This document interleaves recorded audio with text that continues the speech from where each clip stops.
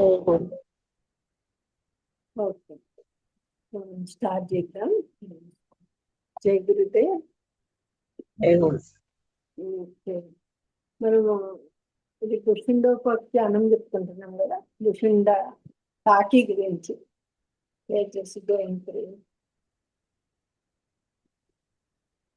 So చెప్తా ఉన్నాడు ఋషిందుడు, చెప్తా ఉన్నాడు.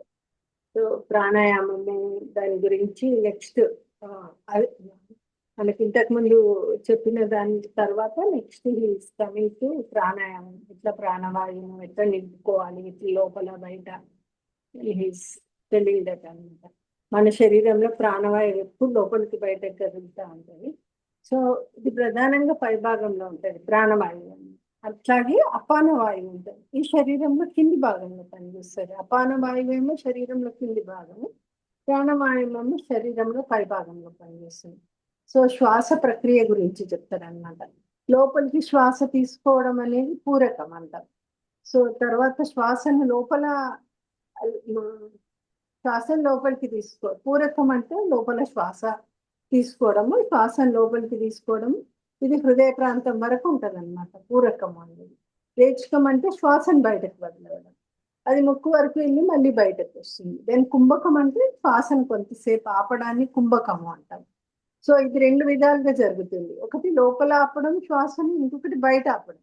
Breath in 2 3 4, hold 2 3 4, breathe out 2 3 4, hold 2 అంటాం కదా మనం ప్రాణాయామం చేసేటప్పుడు. సో అట్లా లోపల ఆపుతాము, దాని బయట కూడా ఆపుతాం అనమాట. సో ముఖ్యమైన స్థానం ఏంటంటే ఈ ముక్కు ముందుకు. సో 12 వేళ్ళ, మన 12 వేళ్ళ దూరం వరకు ద్వాదశాంతం ప్రాణశక్తి అనేది విస్తరించి ఉంటుంది అనమాట. దాన్నే మనం ద్వాదశాంతము అంటాం. సో ఈ ద్వాదశాంతము అనేది చాలా ఇంపార్టెంట్. సో ఈ శ్వాస ప్రక్రియలు అనేది సహజంగా జరుగుతూ ఉంటాయి. వాటిని గమనిస్తూ నియంత్రిస్తే మన మనసును శాంతిస్తుంది అన్నమాట. ఈ సాధన తోటి ఏమవుతుందంటే మనిషి కర్మలకు బంధనం లేకుండా ఉంటాడు. కొద్ది రోజుల్లోనే ఉన్నతమైన స్థితిని పొందవచ్చు అన్నమాట. ప్రాణము అపానం శరీరంలో నిరంతరం కదులుతాయి. గుర్తుపెట్టుకోవాల్సినవి అనమాట. శ్వాసకు 3 భాగాలు ఉంటాయి. ఒకటి పూరకము, ఇంకొకటి పూరకం అనేది లోపలికి ఉండేది, లోపలికి తీసే శ్వాస. రేచకము అంటే బయటకు వదిలే శ్వాస. దెన్ కుంభకం ఆపడం, కొంచెం సేపు ఆపడం అన్నమాట. ఈ శ్వాసను గమనిస్తూ కనుక మనం సాధన రెగ్యులర్గా చేస్తే మన మనసు ప్రశాంతంగా ఉంటుంది, ఆత్మజ్ఞానం పెరుగుతుంది, మళ్ళీ కర్మ బంధనం అనేది తగ్గుతూ ఉంటుంది అన్నమాట. ఇది చెప్తా ఉంటాడు. సో ఎప్పుడైతే బయట చీకటి తొలగింది అనుకోండి, ప్రపంచం కనిపిస్తుంది. అట్లాగే మన హృదయంలో ఉన్న అజ్ఞానం పోయింది అనుకోండి, అప్పుడే మనకు నిజమైన ఆత్మజ్ఞానం కలుగుతుంది అని చెప్తాడు మన వశిష్ఠుడు రాముడికి. దాని ప్రాణ అపాన దాని గురించి కూడా చెప్తాడు అనమాట. ప్రాణం అంటే హృదయంలో మొదలవుతుంది మన ప్రాణం అని, హార్ట్ లోటస్ లో. సో బయటకు మన ఎంత ద్వాదశాంతం వరకు అంటే 12 వేల దూరం వరకు వెళ్తుంది అనమాట. ఇదేంటిదంటే ఒక అగ్ని లాంటిది, ఫైర్ లాంటిది. అపానము అనేది బయట నుండి ప్రారంభమై హృదయంలోకి వస్తుంది. సో ఇది చంద్రుడు లాంటిది, ఇది కూల్నెస్ ఇస్తుంది అనమాట. సో ముఖ్య భావం ఏంటంటే ప్రాణం అనేది వేడి, మన ప్రాణం అనేది వేడిగా ఉంటుంది, అది సూర్య స్వభావం కలిగి ఉంటుంది. అపానము అనేది ఇది చల్లదనం, చంద్ర స్వభావం కలిగి ఉంటుంది. సో ఇవి రెండు ఒకదానితో ఒకటి కలిసినప్పుడు ప్రాణము అపానము రెండు, అప్పుడు మనసు అనేది ప్రశాంతంగా మారుతుంది అనమాట. సో బాధలు అనేటివి ఉండవు. జనన మరణ చక్రం నుంచి మనము విముక్తి పొందుతాం అనమాట. సో ప్రాణము అపానం అనేటివి వేరు కావు, ఒకటే శక్తి, బట్ 2 రూపాల్లో ఉంటది అనమాట. సో మన హృదయంలోనే సూర్యుడు ఉంటాడు, చంద్రుడు ఉంటాడు, ప్రాణం ఉంటది, అపానం ఉంటది. లైక్ ఉదయము అస్తమం తెలుసుకున్నవాడు నిజమైన జ్ఞానం. ఈ ప్రాణం ఎట్లా ఉద్భవిస్తుంది, అపానం ఎట్లా వదిలేస్తున్నాం అన్నది తెలుసుకునేవాడు నిజమైన జ్ఞాని అంటుంది. జ్ఞానం ఎట్లా వస్తుందంటే బయట చీకటి పోతే ప్రపంచం అనేది కనిపిస్తుంది, కానీ హృదయంలో అజ్ఞానం పోయింది అనుకోండి మనకు ఆత్మజ్ఞానం వస్తుంది. అందుకే ప్రాణము అపానాన్ని గమనించడం చాలా ముఖ్యము. ప్రాణం ఆగి అపానం మొదలయ్యే మధ్యలో, లేదా అపానం ఆగి ప్రాణం అయ్యే మధ్యలో ఒక ప్రశాంత స్థితి ఉంటుంది. సో మనం దాన్ని గమనిస్తే మనస్సు నిశ్చలంగా ఉంటుంది, దుఃఖం అనేది ఉంటుంది. మొత్తం దాంట్లోనే ఉంటుంది ప్రపంచం అంతా, కాన్షియస్నెస్, అనంత కాన్షియస్నెస్. చిన్న సారాంశం ఏంటంటే, సో ప్రాణము ఇప్పుడు మనం చెప్పుకున్న దాంట్లో ప్రాణం అనేది మన లోపల వేడి, సో అపానం అనేది చల్లదనం, ఇవి రెండు శరీరంలో పనిచేస్తాయి. ఇవి కలిసే స్థితి చాలా ముఖ్యమైనది. ఆ స్థితిని కనుక మనం గమనిస్తే మన మనసు ప్రశాంతమవుతుంది, అజ్ఞానం దొరుకుతుంది, ఆత్మజ్ఞానం వస్తుంది, జనన మరణ బంధనం కూడా తగ్గుతుంది అన్నమాట ప్రాణ అపానాల మధ్య మనం తెలుసుకుంటే. దెన్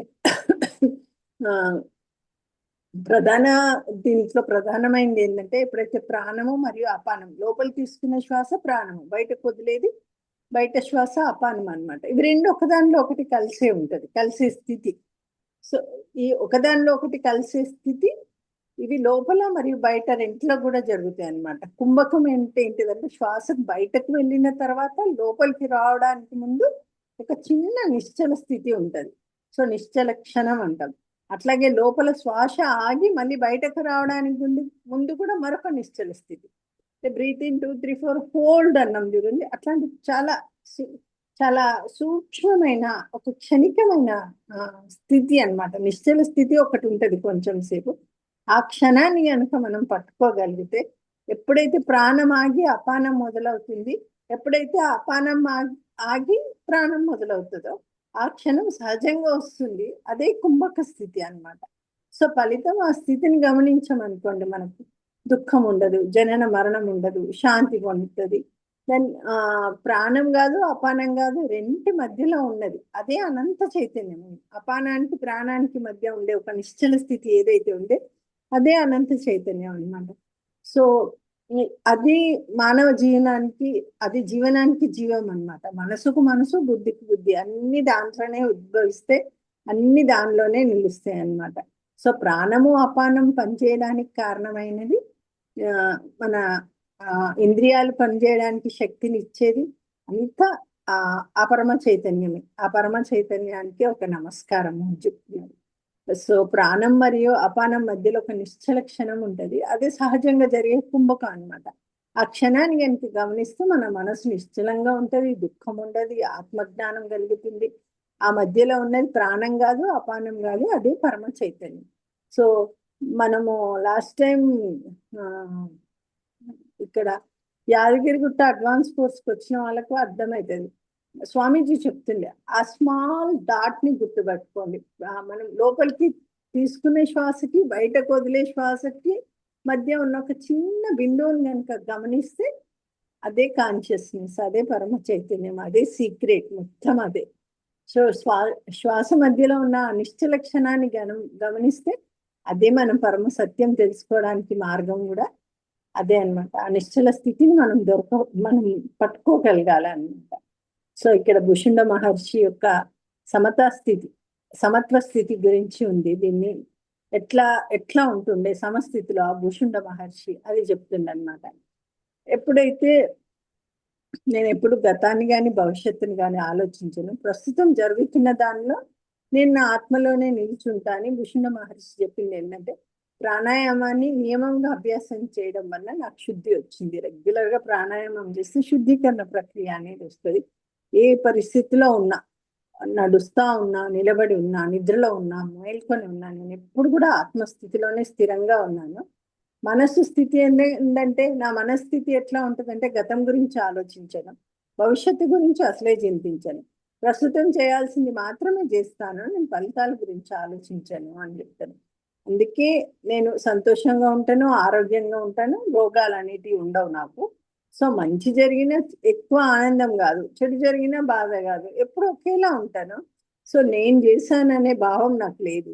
నాకు ఎప్పుడు అహంకారం లేకుండా నేను జీవితాన్ని కొనసాగించిన, ఎందుకంటే నేను చేశాననే భావం లేదు. ఇది నాది అది నాది కాదు అనే భావం కూడా నాకు లేదు. అన్నీ ఒకే చైతన్యం అని తెలుసుకున్నా. ఈ ప్రపంచం గురించి నా అవగాహన ఎట్లా ఉందంటే, నాకు ఒక ప్రపంచం ఒక భ్రమ లాంటిది, సుఖం దుఃఖం రెండు ఇక్కడ తాత్కాలికం అని నాకు అర్థమైపోయింది. భుషుండ మహర్షి చెప్తుండనమాట. అందరితోటి స్నేహంగా ఉంటాను, ఇతరుల సంతోషంలో నేను సంతోషపడతాను, వారి బాధలో సానుభూతి చూపుతాను అని చెప్తున్నాడు అనమాట. సో గతం భవిష్యత్తు గురించి ఆలోచించకుండా ప్రస్తుతం జీవించాలి. సో ఫలితాలపైన ఆశ లేకుండా పని చేయాలి, పని తప్పకుండా చేయాలి. పని చేయకుండా కూర్చుంటా అంటే అది అది కాదు, కుదరదు. So you should act. మంచి రెండింటిని సమానంగా చూడాలి. ఇలా ఉంటే మనసు ప్రశాంతంగా ఉంటుంది, ఆరోగ్యం బాగుంటుంది, నిజమైన ఆనందం వస్తుంది. ప్రస్తుతం ఆత్మలో నిలిచి సమత్వంలో జీవించడము ఇదే నిజమైన శాంతికి మార్గము అని భుషుండ మహర్షి చెప్తున్నాడు అనమాట. సో దాన్ని ఇంకా చెప్తున్నాడు, ఈ సంసారం ఒక పెద్ద శబ్దం లాంటిది, సో లేదా మనసు కల్పించిన ఒక భ్రమ లాంటిదని. వశిష్ఠుడు ఏం చెప్తాడంటే, భుషుండ మహర్షి జీవితం చాలా గొప్పది, సో అతను చూసిన వాళ్ళు చాలా అదృష్టవంతులు. రాముడికి ఇట్లా చెప్పి, నువ్వు కూడా అతనిలాగా ప్రాణాయామం చేసి అట్లా జీవించు అని చెప్తాడు. శరీరం గురించిన సత్యం ఏంటంటే, ఈ శరీరం నిజంగా ఎవరు సృష్టించింది కాదు, ఇది ఒక అరుదైన అనుభవం మాత్రమే. సో కళలో మనకు శరీరం ఉంటుంది, ఎట్లయితే మేల్కొన్నాక ఉండదు, అట్లనే ఈ జీవితం కూడా మనకు అది ఒక చిన్న చిన్న టైం, చిన్న కాలం. కళ అనేది మనకు ఏంది షార్ట్ పీరియడ్ లో ఉంటుంది, బట్ ఈ లైఫ్ అనేది కొంచెం పెద్ద కళ. మన కళలో కనిపించే జీవితం చిన్న కళ అయితే, ఈ జీవితం మీద కనిపించేది పెద్ద కళ. సినిమా చూస్తాం, సినిమాలో 3 గంటలు సినిమా చూస్తాం, ఆ సినిమాలో మొత్తం రియల్ అనుకుంటాం, సినిమా నుంచి బయటకు వచ్చినాక అర్థమవుతుంది అదంతా పాత్రలు, సన్నివేశాలు, కల్పితాలు అని. సో ఆ డైరెక్టర్కి తెలుసు ఆ సినిమా అంతా. సో అట్లనే మన జీవితం కూడా ఆ సినిమా లాగా, అది 3 గంటలు అయితే ఇది ఒక 100 సంవత్సరాలు, 80 సంవత్సరాలు, 70 సంవత్సరాలు, ఎంతవరకు ఉంటే అంతవరకు. సో అంత షార్ట్, ఇది ఒక కొంచెం పెద్ద కళ, అది కొంచెం చిన్న కళ, అంతే. సో దట్ ఈస్ జీవితం, అంతకు మించింది లేదు, అంత మాయా భ్రమ. ఆ కళల నుంచి బయటకు వచ్చినాక అర్థమవుతుంది, అయ్యో అది కళనా నిజం అనుకున్నా అని. సో ఈ జీవితంలో ఎప్పుడైతే జ్ఞానంలోకి వస్తామో, కళ నుంచి మేల్కొన్నాక వస్తామో, అట్లనే ఈ అజ్ఞానం నుంచి మేల్కొన్నాం అనుకోండి, అప్పుడు కూడా అయ్యో ఈ జీవితం కూడా కళనేనా అని అప్పుడు అర్థమవుతుంది. అజ్ఞానం ఉన్నంత వరకు జీవితం నిజం అనిపిస్తుంది. కళలో ఉన్నప్పుడు మనం బయటపడ్డా, ఎవరైనా చంపినట్టు కళ వచ్చినా ఎంత భయపడిపోతాం కదా, మనల్ని ఎవరో చంపుతున్నారు, ఎగ్జామ్ ఉంది, ఎగ్జామ్లో రాయాలి, ఎగ్జామ్ పాస్ కావాలి, అవన్నీ చాలా భయం అనిపిస్తాయి. ఎప్పుడైతే దాని నుంచి మనం పొద్దున మేలుకుని ఓహ్ కళనా, అమ్మో నేను నిజం అనుకున్న భయమేంది అనిపిస్తుంది. సేమ్ అట్లనే జీవితం కూడా అంతే, అజ్ఞానంలో ఉన్నంత వరకు భయం ఇస్తుంది జీవితం గురించి. క్షణం ఆ కళలో ఎట్లా భయపడ్డామో అట్లా భయపడతాం. ఎప్పుడైతే జ్ఞానం వస్తుందో ఈ జీవితం అనేది కూడా ఒక కళ అని అప్పుడు అర్థమవుతుంది, ఓ ఇది కూడా ఒక కళనేనా అని అప్పుడు నవ్వుకుంటాం మనకు మనం. సో రాముడికి ఇట్లా చెప్పింది, నువ్వు కూడా అతనిలా ప్రాణాయామం చేసి జీవించు. ఈ శరీరం నిజంగా ఎవరు సృష్టించేది కాదు, ఇది ఒక అనుభవం మాత్రమే. కళలో మనకు శరీరం ఉంటుంది, మేల్కొన్నాక అదే ఉండదు. అలాగే ఈ శరీరం అనేది కూడా ఒక భావనే మాత్రమే. నేను ఈ శరీరము అనేది మన మనసు సృష్టించిన భ్రమ. మన ఆలోచనల వల్ల చాలా శరీరాలు, చాలా ప్రపంచాలు ఏర్పడతాయి. కళలో ఏమేమో కనిపిస్తాయి మనకు తెలియకుండా, సేమ్ అట్లనే అనమాట. అవన్నీ మన ఆలోచనల వల్లనే.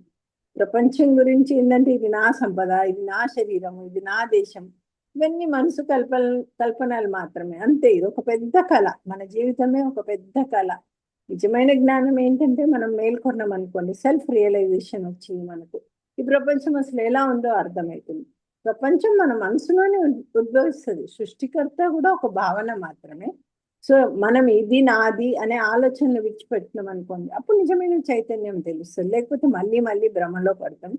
కళలో చిన్న సమయం కూడా పెద్ద జీవితంలో అనిపిస్తుంది. అట్లే ఎండలో కనిపించే నీరు నిజం కాదు, అలాగే ఈ ప్రపంచం కూడా భ్రమ మాత్రమే. సో ఇది అంతా మన ఆలోచన అని తెలుసుకున్నవాడు ఎవ్వరి గురించి కూడా భయపడదు. సో ఎందుకంటే అన్ని తనలో ఉన్నాయని అర్థమైపోతుంది. సో సంసారం అనేది ఒక పెద్ద కళ లాంటిది. శరీరము, ప్రపంచము అన్ని మన సృష్టించిన భావనలు. ఇది నాది అనే ఆలోచన భ్రమ. నిజం తెలుసుకోవాలంటే ఆలోచనల మూలాన్ని విచారించాలి మనం, ఎక్కడి నుంచి వచ్చింది ఆలోచన. అప్పుడు భ్రమ దొరుకుతుంది, భయం ఉండదు, ఆత్మజ్ఞానం అనేది వస్తుంది. సో ప్రపంచం అనేది ఒక కళ లాంటిది. ఎప్పుడైతే కళ లాంటిది అని గ్రహిస్తే భయము మరి బంధనం ఇవన్నీ మన లోపల తొలగిపోతాయి, అంతే. ఈ జీవితం ఒక పెద్ద కళ అని గుర్తుపెట్టుకోవాలి. It is not a small dream, it is a big dream, అదొకటే. సో ఈ ప్రపంచంలో ఏదైనా పొందాలనుకోండి, రాగము మరియు ద్వేషం అనేది తగ్గాలి మనకు. సో వశిష్ఠుడు రాముడికి చెప్తుందనమాట, ప్రతి ఒక్కరికి మరణం అనేది తప్పదు. అప్పుడు అప్పుడు ఎందుకు బాధపడాలి? జీవితంలో ఎప్పుడో సుఖము, ఎప్పుడో దుఃఖము, అప్పుడే సంతోషంలో ఎక్కువగా మునిగిపోవడం, దుఃఖంలో ఎక్కువ కృంగిపోవడం అవసరం లేదు. జీవులు వస్తుంటాయి, పోతుంటాయి, సముద్రంలో అలల్లాగా.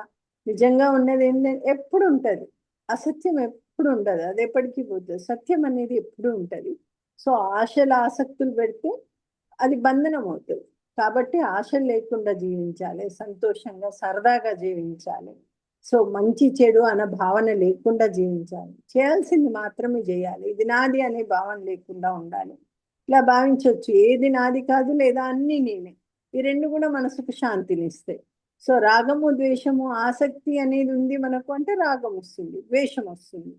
సో ఇవే మనిషిని బాధలో పడేస్తాయి. సో వీటిని ఎప్పుడైతే జయిస్తామో అప్పుడు నిజంగా స్వతంత్రం అవుతాం. సో ఈ ప్రపంచం అనేది ఒక పెద్ద కళ లాంటిది. వశిష్ఠుడు చెప్తున్నాడు, లేచి మేలుకోను, శరీరం ఒక బొమ్మ లాంటిది, ఇది తప్పకుండా నశిస్తుంది, కానీ ఆత్మ మాత్రం ఎప్పుడు చనిపోదు, మారదు. సో మన శరీరం కాదు, మనం అనంత చైతన్యం. లోతైన అర్థం ఏంటంటే మనం ఈ శరీరం కాదు, మనం అనంత చైతన్యం. శరీరం పోయినా నిజంగా ఏం నష్టం లేదు. సో జీవితం అనేది సుఖ దుఃఖాలతో ఉంటది, రెండింటిని సమానంగా చూడాలి. ఆశలు ఆసక్తులు ఉన్నాయి మనకి జీవితం మీద అంటే బంధనానికి కారణమే. రాగము ద్వేషము రెండు వదిలేస్తే శాంతి వస్తుంది. ప్రపంచం అనేది ఒక కళ లాంటిది, శరీరం తాత్కాలికం, ఆత్మ అనేది శాశ్వతము. రాగము ద్వేషం లేకుండా ఆశలు లేకుండా జీవిస్తే నిజమైన శాంతి మరియు స్వేచ్ఛ లభిస్తుంది అని చెప్తాడు అనమాట. సో వశిష్ఠుడు రాముడికి. సో వశిష్ఠుడు మళ్ళీ చెప్తాడు, ఈ ప్రపంచంలో ఏదన్నా తగ్గాలి అంటే సో అదే ఇవే అంతే. మళ్ళీ సుఖంలో దుఃఖపడకు, ఇది నాది, వీటన్నింటిని జయించి మళ్ళీ జీవితం కొనసాగించమని చెప్తుంది అన్నమాట. సో వశిష్ఠుడు చెప్తున్నాడు మళ్ళీ. సో దేనికంటే మళ్ళీ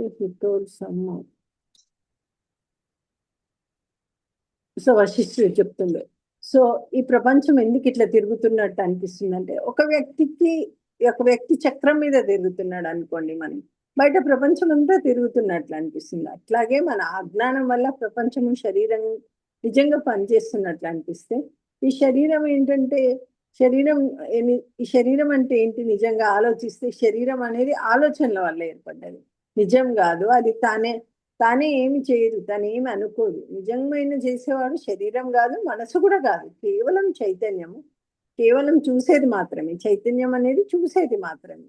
సో నేను ఈ శరీరం అనే భావన వచ్చింది అనుకోండి, అహంకారం అనేది పుడుతుంది. ఈ అహంకారం అనేది ఒక భూతం లాంటిది, ఇది భయపెడుతుంది. జననం మరణం దానికి కారణం అన్నమాట అహంకారం. దాన్ని ఎట్లా జయించాలి? అహంకారాన్ని జ్ఞానంతో జయించాలి, అహంకారాన్ని గుర్తించాలి, వదిలేయాలి. అప్పుడు అది మన మనసుపై ప్రభావం చూపదు. ఆత్మ ఏంటంటే అనంత చైతన్యం, ఇది మారదు. శరీరం వల్ల ప్రభావం ఉండదు. శరీరం చేసే పనులు ఏంటి అంటే నిజానికి శ్వాస వల్ల జరుగుతున్నాయి. ఇన్హలేషన్ ఎగ్జలేషన్ అనేది మన లోపల శ్వాస వల్ల జరుగుతుంది. ఆత్మ అనేది కేవలం సాక్షి మాత్రమే. మనసుకు అహంకారము, అది మనసు అహంకారం మనల్ని మోసం చేస్తూ ఉంటాయి. దీనివల్ల మనం అసలు స్వరూపాన్ని తెలుసుకోలేము. వశిష్ఠుడు సూచిస్తుండు, రామ ఈ మనసు అనే భూతాన్ని జయించు, అజ్ఞానం నుండి బయటకు రా. లేని పక్షంలో మనిషిలాగా పుట్టి కూడా జంతువులా జీవిస్తావు. ఈ శరీరం తాత్కాలికము, కుటుంబ సంబంధాలు కూడా తాత్కాలికం ఇక్కడ, కానీ వాటిలోని సుఖ దుఃఖాలను అనుభవిస్తాము. సో శరీరం జడమైంది, నిజం కాదు. సో మనసు అహంకారం అనేది భ్రమ, నిజంగా ఉండేది ఆత్మ ఒకటే. మనసు వదిలేసినాం అనుకో, అప్పుడు భయం ఉండదు, బంధనం ఉండదు అని చెప్తున్నాడు అనమాట రాముడికి. దెన్ చెప్తున్నాడు వశిష్ఠుడు. సో వశిష్ఠుడు చెప్తున్నాడు ఇంకా రాముడికి స్టోరీ చెప్తున్నాడు. ఏంటంటే, నేను కొంతకాలం కైలాసంలో ఉన్నా. కైలాసం అంటే శివుడి నివాసం. సో అక్కడ తపస్సు చేస్తూ సత్యాన్ని తెలుసుకోవడానికి ప్రయత్నిస్తుంది అనమాట వశిష్ఠుడు. సో ఒకరోజు నేను ఒక గొప్ప వెలుగుని చూశాను, అదే శివుడు. సో నేను ఆయన్ని అడిగాను అనమాట, పాపాలని తొలగించి శుభాన్ని ఇచ్చే మార్గం ఏదో చెప్పు అని. శివుడు చెప్పిన సత్యం ఏంటంటే, దేవుడు ఎవరు? దేవుడు అంటే విష్ణువు కాదు, సూర్యుడు కాదు, చంద్రుడు కాదు, ఏ రూపం కాదు. దేవుడు అంటే యాక్చువల్గా రూపం లేని, విభజన లేని శుద్ధ చైతన్యం, ఆ ప్యూర్ కాన్షియస్నెస్ దేవుడు. నిజమైన శివుడు అంటే మనలో ఉన్న చైతన్యం, అది అన్నింటిలో ఉంది, అన్నీ అదే. సో శివానికి శవంకు శివంకు డిఫరెన్స్ ఏంటంటే, ఎందులో అయితే చైతన్యం ఉంటుంది, ఎందులో కదలిక ఉంటుందో అది శివం. సో కదలిక లేదు, చైతన్యం లేదు, అది శవం అంతే. సో అన్నింట్లో ఉంది, అదే శివుడు, అదే చైతన్యం. పూజ ఎట్లా చేయాలంటే, నిజమైన పూజ ఏంటంటే మనం పూలతోటి పదార్థాలతోటి కాదు, కానీ విజ్డమ్ ఉండాలి, దెన్ సెల్ఫ్ కంట్రోల్, మనసు నియంత్రించుకోవాలి. అన్ని జీవుల్లో ఒకే ఆత్మను చూడడం, ఇదే అసలు పూజ. ఈ ప్రపంచం ఏంటంటే చైతన్యంలో కనిపించే ఒక రూపం మాత్రమే. సృష్టి ముందు ఈ చైతన్యం మాత్రమే ఉంది, ఇప్పుడు అదే ఉంది, ఎప్పుడు ఉండేది అదే చైతన్యం. సో కళల వస్తువులు నిజంగా కనిపిస్తాయి, కానీ మేల్కొన్న తర్వాత మనకు అవి నిజం కావని తెలుస్తా. అట్లాగే ఈ ప్రపంచం కూడా భ్రమ, మనకు తెలియనంత వరకు ఇది మనకు నిజంలాగా కనిపిస్తుంది. ఎప్పుడైతే మేల్కొంటామో మనకి ఇది కూడా ఒక భ్రమలాగా అనిపిస్తుంది. సో నిజంగా ఉండేది ఏంటంటే సత్యం ఒకటే, అదే చైతన్యం, అదే దేవుడు, అదే సత్యం, అదే నువ్వు, అదే నేను, అదే అన్ని. సో దేవుడు అంటే రూపం కాదు, చైతన్యం. నిజమైన పూజ ఏంటంటే మనం జ్ఞానము సమత్వం సంపాదించడం నిజమైన పూజ. రోజు పొద్దున్నే లేచి దీపం పెట్టేసి అట్లా చెయ్యొద్దని కాదు, కంపల్సరీ దీపం పెట్టాలి. ఇది మన సంస్కారం, మనం పిల్లలకు నేర్పియాల్సింది. అన్ని చేయాలి, కానీ పూజ చేస్తేనే నాకు పుణ్యం వస్తుంది, పూజ చేస్తేనే నాకు ఆత్మజ్ఞానం కలుగుతుంది, అవన్నీ వేస్ట్. సో పూజ చేస్తూ ఉండాలి, అట్ ద సేమ్ టైం మన చైతన్యంని పొందడానికి మనం ప్రయత్నం చేయాలన్నమాట. సో దేవుడు ప్రపంచం మనము అన్ని వేర్వేరు కాదు, అవన్నీ ఒకటే చైతన్యం. దేవుడు అదే, ప్రపంచం అదే, ఆ చైతన్యము అదే, అన్నీ ఒకటే. సో అందుకే సో ఇక్కడ చెప్తా ఉన్నాడు అనమాట, దేవుడు అంటే బ్రహ్మము, అది ఒకటే, అది విభజన లేనిది, ఇంకా సృష్టించబడింది కాదు. నిజమైన పూజ ఏంటంటే ఆ చైతన్యాన్ని తెలుసుకోవడమే నిజమైన పూజ. బయట పూజ మొదట అది బేస్ లెవెల్లో ఉన్నవారికి మాత్రమే, పువ్వులు రూపాలు అవన్నీ బేస్ లెవెల్లో ఉన్నవారికి మాత్రం ఉపయోగపడుతుంది. జ్ఞానం లేని వారికి బాహ్య పూజ చేసినప్పుడు కొంచెం సంతోషం ఇస్తుంది, అట్లాంటి వాళ్ళకి ఇష్టోకి పూజ చేయాలి, కానీ అది పరిపూర్ణం కాదు. జ్ఞానుల పూజ ఎట్లా ఉండాలి, నిజంగా తెలుసుకున్న వాళ్ళు ఏంటంటే రూపాన్ని పూజించేవాళ్ళు చైతన్యాన్ని పూజిస్తారు, ధ్యానం చేస్తారు. అట్లా దేవుడు ఎవరంటే, దేవుడు అంటే ఆలోచనలన్నింటికీ అతీతం, మాటలకు అందంది, కాలము స్థలము దాటి ఉన్నది, అదే అన్నింటిలో ఉన్న చైతన్యం. మీరు ఇక్కడ పొరబడకండి మేడం, అసలు పూజ చేయొద్దు అన్నది లేదు. నేనే అన్ని పూజలు చేస్తా, కంపల్సరీ అందరం మనం పూజలు చేయాలి, మన తరానికి అందించాల్సింది. బట్ పూజలతోనే పుణ్యం వస్తుంది, పూజలతోనే మోక్షం వస్తుంది అన్నది తప్పు. సో పూజలు బేస్ లెవెల్, ఎవరికైతే జ్ఞానం అందుబాటులో లేదు వాళ్ళు కంపల్సరీ పూజలు చేసి సంతోషాన్ని తీసుకోవాలి. మన జ్ఞానం అందుబాటులో ఉంది, మనం పూజ చేయాలి, దాని జ్ఞానం వినాలి, దాని సంతోషాన్ని పొందాలి. సో అన్నింటిలో ఉన్న చైతన్యాన్ని చూడాలి. సో ప్రపంచం గురించి ఏంటంటే ప్రపంచం మొత్తం చైతన్యం, దేవుడు వేరు కాదు, అన్నింటిలో ఉన్నది అదే శక్తి. దేవుడు ఎక్కడ ఉన్నాడంటే, దేవుడు దూరంలో లేడు, అందరికీ దగ్గరలో ఉన్నాడు. ఎక్కడ ఉన్నాడు, మన హృదయంలో, ప్రతి చోట. దేవుడు ఎట్లా పనిచేస్తాడు, మన లోపల ఎట్లా పనిచేస్తాడు, మనం శ్వాస తీసుకోవడం, మనం కదలడం, మనం ఆలోచించడం, ఇవన్నీ చైతన్యం వల్లనే, దేవుడు మన లోపల ఉండడం వల్లనే జరుగుతున్నాయి. కానీ ఒక రహస్యం ఏంటంటే దేవుడు అన్ని చేస్తున్నట్టు కనిపిస్తుంది, నిజానికి ఏమి చేయడు, నాట్ డూయర్. సో ఒక దీపం వెలిగిస్తుంది, దానివల్ల అన్ని పనులు జరుగుతాయి, కానీ అదే పని చేయదు. అట్లాగే చైతన్యం అన్ని జరిగేలా చేస్తుంది, కానీ అదేం చేయదు. సో చిన్న సారాంశం ఏంటంటే దేవుడు చైతన్యం, రూపం కాదు. నిజమైన పూజ మన ఆత్మను తెలుసుకోవడమే నిజమైన పూజ. ప్రపంచం చైతన్యమే, మొత్తం ఇక్కడ ఉన్న చైతన్యం నుంచి లేదు. దేవుడు మనలోనే ఉన్నాడు, అన్ని చేస్తున్నట్టు కనిపిస్తాడు, కానీ నిజానికి సాక్షి మాత్రమే. సో నిజానికి సాక్షి మాత్రమే. సో దేవుడు వేరే కాదు, మనలో ఉన్న చైతన్యమే దేవుడు అన్నమాట. అదే చెప్తున్నాడు. నేను చెప్తున్నాడు ఈ ప్రపంచంలో కనిపించేదంతా ఒకే చైతన్యం. చైతన్యం ఎలా పనిచేస్తుందంటే కొన్నిసార్లు ఇలా కనిపిస్తుంది, కొన్నిసార్లు వేరేగా అనిపిస్తుంది, కానీ నిజంగా అదంతా ఒకటే. సో ఒక తేనెటీగ ఏం చేస్తుంది అంటే పూల నుండి తేనెను సేకరిస్తుంది, అట్లాగే మన మనసు అన్ని అనుభవాలను సేకరిస్తుంది. కానీ ఇవన్నీ జరుగుతున్నది దేని వల్ల అంటే చైతన్యం అని. సముద్రంలో అలలు వస్తుంటాయి, గుండ్రాలు అంటే మనం రిల్ పూల్స్ అంటాం కదా, అవి వస్తుంటాయి. అట్లాగే ప్రపంచం మొత్తం చైతన్యం ఉంది. ఈ ఇంద్రధనస్సు, గాలి, తుఫాను ఇవన్నీ కనిపిస్తాయి, కానీ వాటి మూలం ఒకటే. అట్లాగే ప్రపంచం కూడా చైతన్యం యొక్క ప్రదర్శనని. ఒక పెద్ద చెట్టు ఉందనుకోండి, కొమ్మలు, ఆకులు, పూలు అవన్నీ వేరువేరుగా కనిపించినాయి, దాని మూలం అయితే ఒక్కటే. అట్లాగే జీవులు, వస్తువులు అన్నీ కూడా చైతన్యం నుంచి వస్తున్నాయి.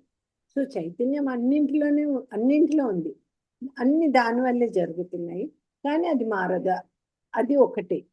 సో శరీరం ఏంటంటే ఈ శరీరం జడమైంది, స్వయంగా ఏం చెయ్యలేదు. చైతన్యం వల్లే శరీరం కదులుతుంది, తింటుంది, అనుభవిస్తుంది. సో ఈ ప్రపంచం మొత్తం చైతన్యం వల్లనే కనిపిస్తుంది. నిజానికి చైతన్యం తప్ప ఇంకా ఏమీ లేదు. సో ప్రపంచం మొత్తం చైతన్యం, జీవులు, వస్తువులు అదే చైతన్యం యొక్క రూపాలు అన్నమాట. మనసు అనేది అనుభవాలను స్వీకరిస్తుంది. మన మూలం ఏంటంటే మనం చైతన్యం యొక్క మూలం. శరీరం జడమైంది, చైతన్యం వల్లనే శరీరం పనిచేస్తుంది. చైతన్యం లేదనుకోండి, ఈ శరీరం చేసే పని ఆగిపోతుంది అన్నమాట. ఎవరి హృదయంలోనైతే శుద్ధ వాసనలు ఉంటాయో, ప్యూర్ టెండెన్సీస్ అంటాము, వారు జీవన్ముక్తులు, జీవితంలోనే విముక్తి పొందినవారు. ఇప్పుడున్న నేను, నువ్వు, చూసేవాడు, కనిపించేది ఇవన్నీ మనసు కల్పించినాయి. సో ఉన్నది ఒక్కటే, ఒకటే చైతన్యము. చైతన్యం స్వభావం ఎట్లా అంటే అది ఎప్పుడు మారదు, ఎప్పుడు ఉంటది, స్వయం ప్రకాశంగా ఉంటది. మనసు లేకుండా ఉంటది అనమాట. మనసు ఎలా పనిచేస్తుందంటే, మనసు ఆలోచనలు ఉన్నప్పుడు ప్రపంచం కనిపిస్తుంది, ఆలోచన లేవు శాంతి కనిపిస్తుంది. చైతన్యం నుంచి బుద్ధి వస్తుంది, బుద్ధి నుంచి మనసు, మనసు అహంకారం ఇట్లా కిందకు దిగుతాయి. ఇలా మారితే నేను అనే భావం వస్తుంది అనమాట. మన ప్రాణం కదులుతుంది అనుకోండి, మనసు కదులుతుంది. ప్రాణం శాంతంగా ఉంటే మనసు కూడా నిశ్చలంగా ఉంటుంది. సూక్ష్మ శరీరం ఇది. మన మనసు, ఇంద్రియాలు, వాసనలు ఇవన్నీ కలిపి సూక్ష్మ శరీరం. సో మరణం ఎట్లా వస్తుంది మనలో అంటే, మనసు పని ఆపితే శరీరం చనిపోతుంది. వాసనలు మిగిలి ఉంటే మళ్ళీ కొత్త శరీరం వస్తుంది. సో వాసనలు శుద్ధంగా ఉన్నాయంటే మనసు శాంతంగా ఉంటది. సో అప్పుడు జనన మరణ చక్రం అనేది ఆగిపోతుంది. ఓ టైం చూడలేదు, కొంచెం టైం ఎక్కువైపోయినట్టుంది కదా. ఓకే, జై గురుదేవ్. మహేందర్ కొంచెం చెప్పాను.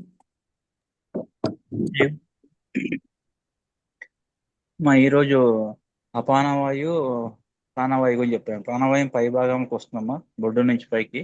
కిందికి ఏమో అపానవాయు చంద్రుడికి సంబంధించింది, ప్రాణవాయువు సూర్యుడికి సంబంధించింది. అంటే ఈ రెండు ఉంటేనే మన శరీరం ఉంటుందండి. అయితే ఇది ఈ ప్రాణాయంగా చెప్తూ వశిష్ఠ మునికి మన ఆయన కాకి చెప్తూ, ప్రాణాయామం చేయడం వల్లనే నేను ఇవన్నిటిని దాటగలిగాను, అన్నిటిని సమానంగా చదువుతున్నాను అన్నారు.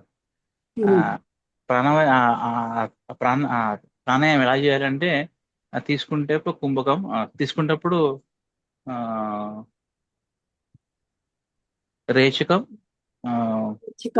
లోపలికి తీసుకునేది రేచకము, వదిలేది రేచకమ్మ, తీసుకునేది పూరకం, రేచకము అంతే. కుంభకం. ఈ కుంభకంలో ఒక సెకండ్ మనం ఆగుతాం కదమ్మా, దాని మీద దృష్టి పెట్టమన్నారు. అంటే ఇదే ఆయన చెప్పారని మీరు గుర్తు చేశారు. ఆ కుంభకంలో ఒక సెకండ్ మనం ఆగడం అలవాటు చేసుకుంటే అక్కడ చైతన్యం శుద్ధ చైతన్యం, ఆ స్థితిని గమనించగలిగితే, ఆ ఇన్ బ్రెత్ అవుట్ బ్రెత్ కు మధ్య ఉన్న ఒక చిన్న స్టేట్ ని మనం గమనించగలిగితే, మన దృష్టిని అక్కడ నిలపగలిగితే, దాన్ని తెలుసుకోగలిగితే మన చైతన్యాన్ని మనం రీచ్ అయ్యింది.